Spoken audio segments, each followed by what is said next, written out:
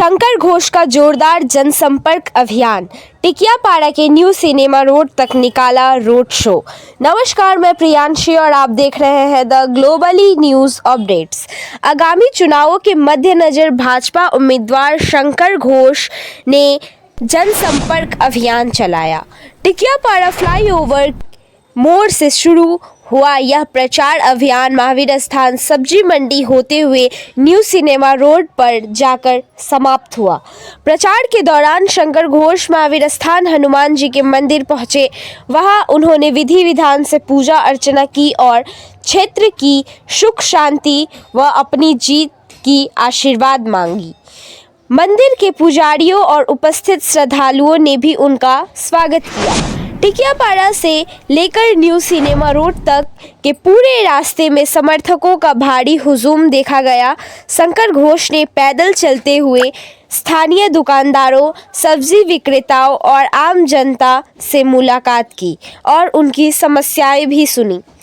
अभियान के अंत में उन्होंने विश्वास जताया कि क्षेत्र की जनता विकास और परिवर्तन के पक्ष में मतदान करेगी।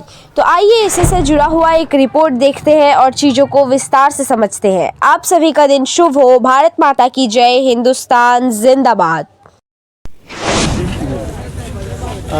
বন্ধুদেরকে শুভেচ্ছা জানাবো ঈদের এবং তার পাশাপাশি আজকে আমাদের যে নির্বাচনী প্রচার, সেই নির্বাচনী প্রচার আমাদের যেভাবে মানুষের সাথে যোগাযোগ করা, সেই যোগাযোগের কাজটাই আমরা করছি। এবং শিলিগুড়ি হচ্ছে আমাদের সম্মানীয় প্রধানমন্ত্রী নরেন্দ্র মোদী মহাশয়ের শহর, ফলে সেই শহরে মানুষকে সাথে নিয়ে এবার ভারতীয় জনতা পার্টি শুধু এই আসনে বিপুল বিজয় নয়, ডবল ইঞ্জিন যে সরকার গড়বার কথা আমরা বলেছি কেন্দ্রে এবং রাজ্যে, সেই সরকার আমরা গঠন করব।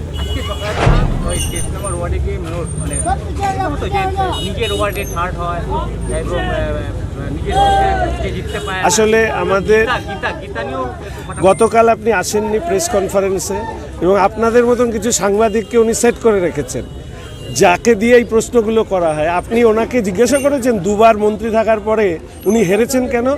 সেই ক্ষমতা যেদিন অর্জন করবেন সেদিন ওনার বার্তাবাহক হয়ে আমাকে বলবেন। দ্বিতীয়ত হচ্ছে এই রাজ্যের মুখ্যমন্ত্রী হচ্ছে কম্পার্টমেন্টাল মুখ্যমন্ত্রী, ওনার নেত্রী। আপনি কি কখনো জিজ্ঞেস করেছেন এই প্রশ্ন? তারপরে এসে আপনি আমাকে জিজ্ঞেস করবেন। তৃতীয়ত হচ্ছে যে উনি গীতা বাড়িতে রাখেন কিন্তু গীতা পড়েন না। গীতাতে লেখা আছে কর্তব্যে অবিচল থাকো, আর আজকের দিনের কর্তব্য হচ্ছে ধর্ম পক্ষে অধর্মের বিরুদ্ধে লড়াই। তাই রামের পায়ে সমর্পণ করে আমরা ভারত মাতার কি জয় বলে আমরা আমাদের কর্তব্য পালন করছি পশ্চিমবঙ্গে। কারণ পশ্চিমবঙ্গে হিন্দু হোমল্যান্ডে এই গীতা বাড়িতে রাখা বেশ কিছু ছদ্ম ধর্মনিরপেক্ষ হিন্দুরা যখন তাদের হরগোবিন্দ দাস, চন্দন দাসকে কতল করা হয়, তখন তারা গালে হাত দিয়ে বসে থাকে। আর দয়া করে আপনি ওনাকে প্রশ্ন করবেন যে আমাকে উনি তো লাল পদ্ম বলেছেন, কালকে ব্যাখ্যা দিয়েছি, আপনি ছিলেন না তাই প্রশ্ন করছেন। আবার এবার এআই পদ্ম যাই পদ্ম বলুক, এবার আপনি ওনাকে বলবেন ওনার সহকর্মী বলছে ওনাকে চোরে চোরে মাস্তুতো ভাই। চোর শোনাটা উনি নিশ্চয়ই গর্বের ভাবেন। ফলে আমি যদি এবার বলি যে উনি তো মেনেই নিয়েছেন চোর, ফলে সেই চোরের প্রশ্নের উত্তর কি আমি আপনাকে দেব?